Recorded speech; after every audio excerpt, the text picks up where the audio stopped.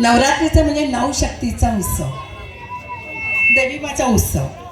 आणि देवीमाचा उत्सव हा म्हणण्यापेक्षा ना आपल्या स्त्री शक्तीचा उत्सव. आपलं आणि देवीमाचं एक वेगळं ट्युनिंग आहे, एक वेगळं नातं आहे. ते नातं याच्यासाठी की जी जगतजननी आहे, जिच्यावर सगळं जग अवलंबून आहे, त्या जगतजननी आणि तिच्यावरच्या मधला आपला सगळ्यात एक मोठा आपल्यातला एक साम्य म्हणजे ती जगतजननी आहे, जग सांभाळते आणि आपण घर सांभाळतो. एक घर सांभाळणं आणि जग सांभाळणं हे अगदी बरोबरीच आहे. त्यामुळे इथं उपस्थित असलेल्या प्रत्येक स्त्रीमधल्या स्त्री शक्तीला, दैवी शक्तीला माझा हात जोडून प्रणाम. आज मनापासून एक गोष्ट मला सांगायची आहे की इथं आल्यानंतर ज्या वाईब झाल्या, जे एकदम पॉझिटिव्ह वातावरण आलं, ज्या सगळ्या इतक्या छान छान नटून आहेत, इथल्या सगळ्या मंडळाच्या तुमच्या सगळ्या ड्रेसअप असेल, सगळ्या गोष्टी असेल, म्हणजे जे दांडियासाठी तुम्ही तयार झाला आहे, इतकं छान वातावरण सगळं आहे. आणि ते वातावरण हे दरवर्षी मला वाटतंय ह्या विश्वमाता मंडळातर्फे असेच कार्यक्रम होतात आणि असेच छान छान सगळ्या गोष्टी इथं होत असतात. आता माईक हातामध्ये आहे, स्टेज मिळालं आहे, समोर इलेक्शन्स आहेत. मी थोडंच बोलायचं, 2 मिनटं तर मी बोलणार, 100% बोलणार. 2011ला मी ह्या गावात आले.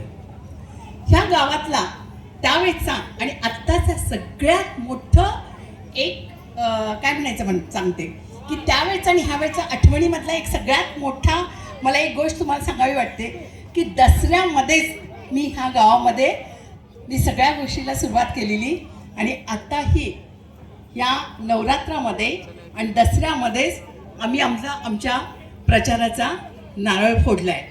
तसं फोडून आता 3-4 वर्ष झाली. सगळ्यांना माहिती आहे आपण नारळ किती वेळा फोडले.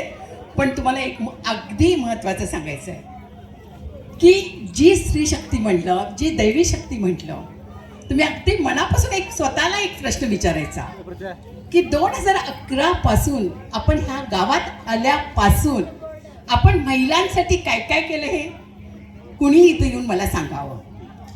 एकही अशी गोष्ट नाही आहे की समोर आपण महिलांना ठेवलेलं नाही आहे, त्यांना समोर ठेवून कुठलाही कार्यक्रम केला नाही, असं कधीच नाही. म्हणजे मी आता मगाशी पण बोलले, मला एक तुम्हाला विचारायचं आहे, वडगावमध्ये आयुष्यावर बोलू काही असा कधी कार्यक्रम होऊ शकला असता का?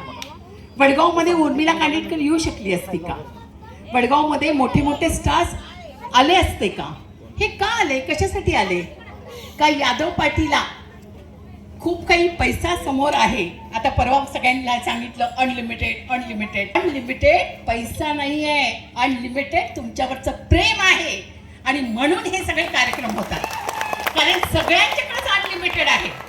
कुणाकडे अनलिमिटेड नाही असं नाही आहे, सगळ्यांच्याकडेच अनलिमिटेड आहे. पण यादव पाटीलचा सन्मान हा स्त्रीचा सन्मान आहे. यादव पाटील नेहमी स्त्री शक्तीचा आदर करते आणि तो आदर लक्षात ठेवून आमची प्रत्येक गोष्ट इथं पहिल्यांदा सुरू होते स्त्रीच्या मानाची. स्त्रीला जे काही चांगलं दिसेल, म्हणजे आमचे कोर्सेस बघा किती कोर्सेस झाले आपले. मला आता लक्षातही नाही आहे की काय काय आपण घेतलेलं आहे, पण एवढं मला माहिती आहे की जे काही आम्ही करत होतो ते 100% तुमच्यासाठी. आता ह्या वॉर्डमधून आपला एक उमेदवार फिक्स आहे, शीतल, आपला माणूस. तुम्हाला माहिती आहे हा आपला माणूस आहे ना, हा आत्तापासून काम करत नाही आहे, हा 2016 पासून आपली यादव पार्टीची पताका घेऊन त्यावेळेपासून ह्या पोरानं काम चालू केलेलं आहे.